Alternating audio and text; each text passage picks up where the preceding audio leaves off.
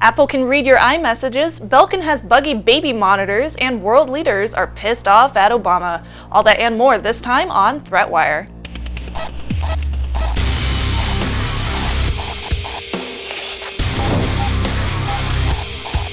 Hello, welcome to ThreatWire. I'm Darren Kitchen. I'm Shannon Morse. And this is your weekly summary of what's threatening security, privacy, and our beloved internet freedom. Yeah, so what's up with you? Well, let me tell you, last week we talked about the grassroots campaign, the backlash against the NSA drink. Yeah.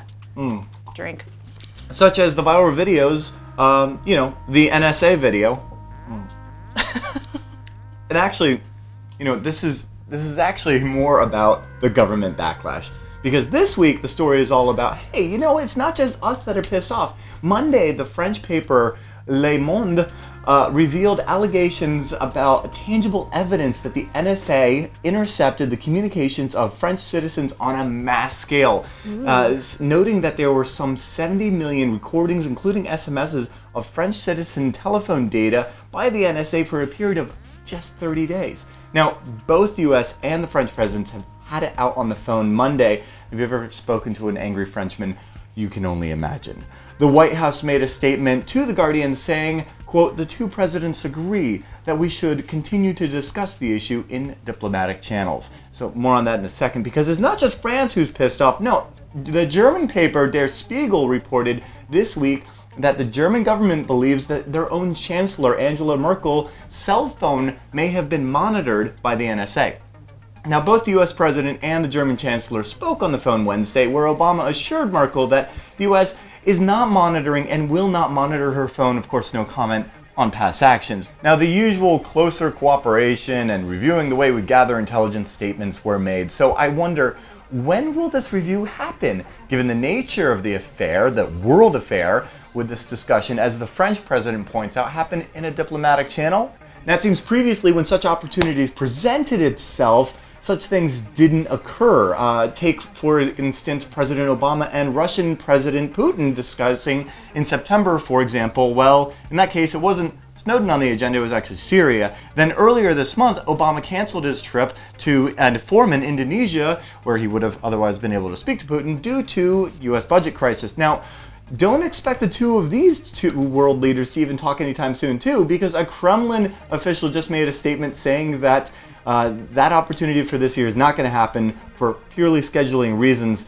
Personally, I'm somehow pleased that it's not just us average citizens that are absolutely outraged, and so I can only hope that, between Germans and French and angry Russians, in addition to all of us, truth change can somehow happen. Yeah, somehow. Now, speaking of change, haha, just kidding. Back in June, Apple had released a statement saying that it had a commitment to customer privacy and iMessages were indeed secure. Now, according to researchers who have found a way to reverse engineer the Apple iMessaging service, which basically lets you send a text message to other Apple users via your carrier whenever SMS isn't working, Apple employees have the power to read your messages even though there is end-to-end encryption, because they indeed hold the encryption keys. Oops. Now, breaking the encryption is very hard and requires physical access to the iPhone, fake certificates installed on the iPhone, and the setup of rogue servers that mask themselves as being the Apple servers used to transmit the data. So, for example, according to the researchers who found the flaw at Quark's lab, if an Apple employee was working under a secret court order, it wouldn't be tough for them to do this, as they hold the keys of the encryption for these iMessages.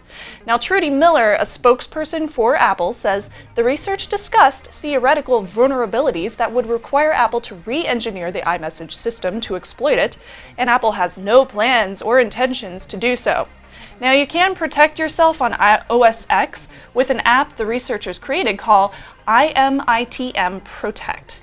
Man in the middle, protect. Oh, very nice. Cute. Yeah, I guess it's a good thing that iMessaging really doesn't work so well on iOS 7. For example, mine really doesn't work right now. It's super buggy. So I've just been using other methods of communication and conversation. I like Luckily. Gibberbot.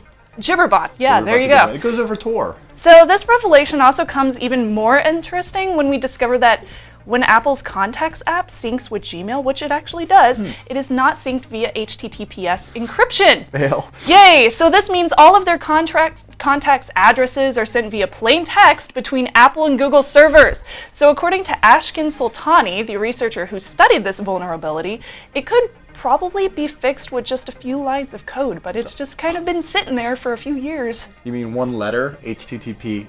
S. Now, remember, you can find all of the ways to subscribe over at threatwire.org and get involved in our Google Plus community, because that's where the conversation will continue, including stories like these.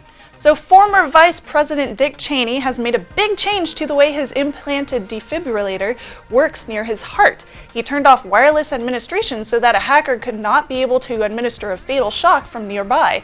After the warnings from the U.S. Industrial Control Systems Cyber Emergency Response Team that devices such as his have a backdoor, Cheney decided to make the move, even though he has experienced 5 heart attacks. I love CERT. Now, according to a recent report, retail stores will soon be able to track your location in their stores with wireless access points and Bluetooth. Yay! A code of conduct, we can actually do this with pineapple, it's awesome. A code of conduct has been created for the tracking companies to abide by. However, there's still much to be considered, such as penalties for not abiding by the code and what information will be transmitted. Just turn off your Wi-Fi and your Bluetooth before you go to Nordstrom and you're fine. Yeah, so news of remotely controlled webcams, that's obviously nothing new, but a popular baby monitor by Belkin has now been found to be compromised by a malicious attack. Now, once a user has access to the wireless network the monitor was connected to, they can use the baby monitor as a remote bugging tool to listen to any audio within its location in the local area. So the only way to make sure the monitor isn't being used by a stranger is to check the settings regularly for unknown devices connecting to it. And this is the Wemo baby monitor. That's awesome, because it turns out embedded computers are computers too. Huh! And with that, I'm Darren Kitchen. I'm Shannon Morse. We'll see you on the internet. Bye, guys. NSA, NSA, NSA. Oh gosh, I'm so glad I'm not drinking right now.